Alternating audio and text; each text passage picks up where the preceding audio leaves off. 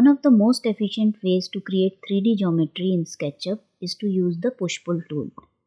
Now this tool allows us to push and pull or basically extrude flat faces into 3D objects.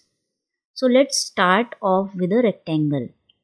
Let me choose my rectangle tool and just draw out random rectangle, and now the push-pull tool is down here on the toolbar.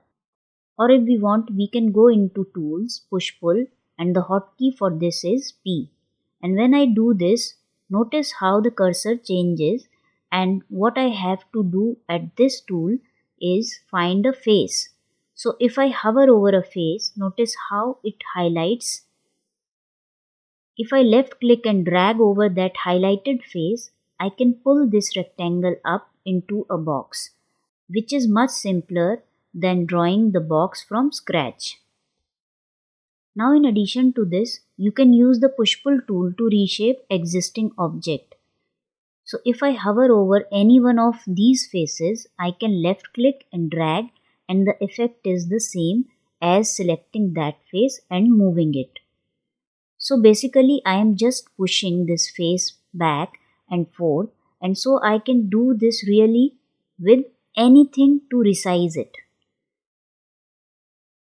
Now you can also use the control key to add detail to an object. So if I hold down the control key, notice how this plus sign comes up, and then I can pull out additional detail.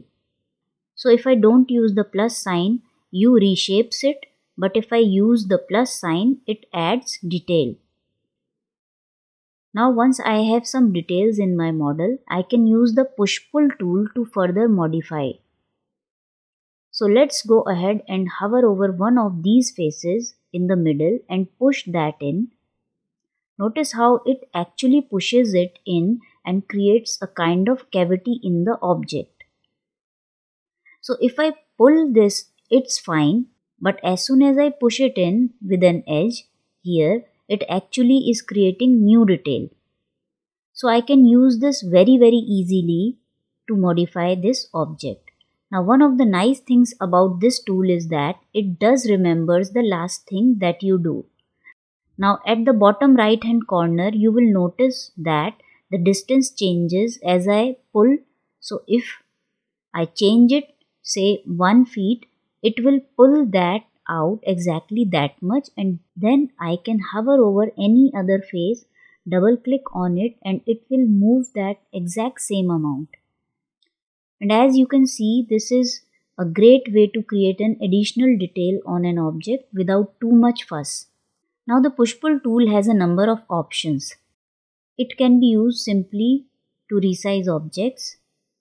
With the control key, it adds details to an object, and if we have an object with multiple faces and edges, we can start to add additional details to that object.